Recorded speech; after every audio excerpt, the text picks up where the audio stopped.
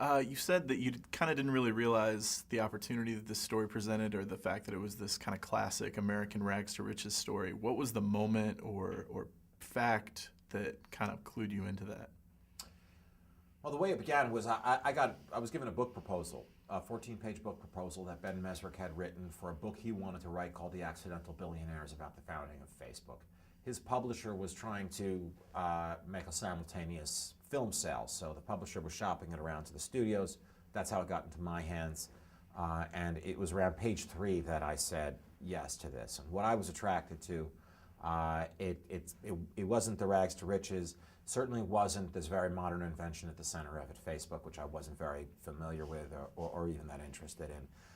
It was these themes that are as old as storytelling itself, of class, friendship, loyalty, betrayal, jealousy, power, set against a very modern backdrop. That's what attracted me to it.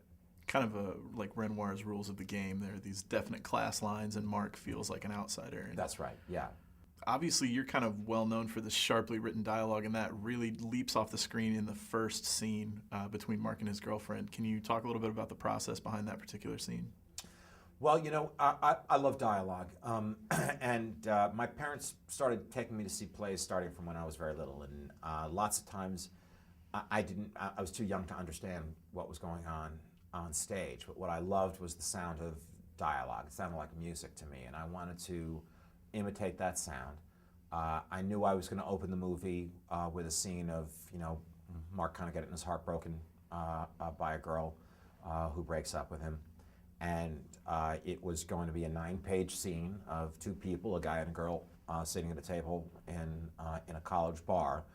So since there wasn't going to be a car chase at the beginning of this movie, there better be some interesting language that's going to keep us excited. And I think what happens is we jump out of the blocks very fast. The movie begins at 100 miles an hour.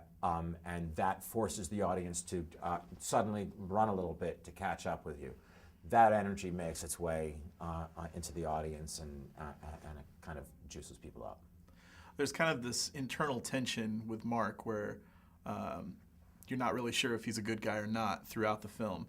And then you are a very dialogue-heavy writer, whereas Fincher is a very visual director. Yeah. Do you feel that tension kind of mirrored? Well, it was great because it's a counterintuitive marriage of director and material. As you said, what David's most known for is being a peerless visual director. I write people talking in rooms. So how is this going to work? And the answer is I think it worked fantastically well. David brought a distinct visual style to it. He got fantastic performances out of the actors. There are scenes in the movie which in another director's hands would be just sort of boring scenes of coding that David makes look like the most tension-filled action sequences you've ever seen. So I really marvel at his ability. Is it more difficult for you to write characters that are based on real people? I mean, obviously you did kind of the same thing with Charlie Wilson's War, but Yeah. do you find that your process is different than when you're just off the top of your Well, head? sure. You've got to, when you're writing nonfiction, and when you're writing nonfiction about people who are still alive, you can't play fast and loose with the truth. You've got 2 important things in your hands. You've got history and you've got somebody's life. So as much as you might want to, feel like, gee, if only I could have him take out a gun here, and shoot somebody. That's the scene that you want. You can't do that, and you can't say that he's cruel to puppies and that kind of thing. But that's all right, because in real life there were things that you could never make up if you were writing in this particular story that you could never make up if you were writing fiction. There was plenty of drama in the real story. You've said that you kind of view the facts as like water buoys that you have to get from one point to the next, and it's the in-between where you can kind of be a little more experimental. Do you feel that alters your pacing at all, feeling like you have these very set boundaries that you have to go from one to the next? I'm not sure it alters my pacing. I know that, there's...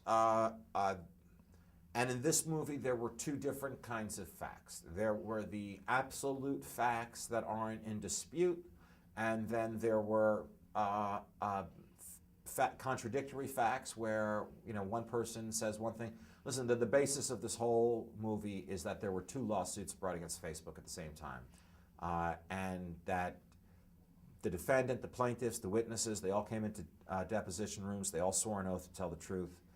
And what we ended up with were 3 very different versions of the story.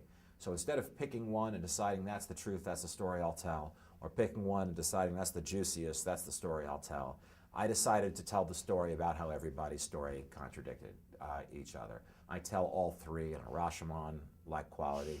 And so what I was going to say was there are the absolute facts, and then there are the facts that are in dispute, and then there are the things that are simply unknown where I have to, as the writer, fill in a blank.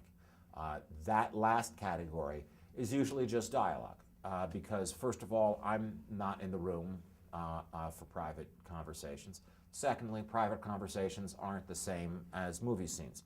We don't talk in movie scenes, and a movie has an obligation to be more entertaining than that. You've got to adhere to certain rules of drama when you're writing a screenplay. That said, nothing was made up, nothing was invented in this movie for the sake of sensationalizing it, Hollywoodizing it.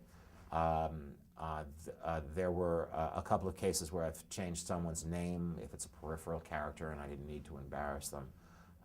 But it's, the movie that you're seeing is the truth. Thank you very much. Take care.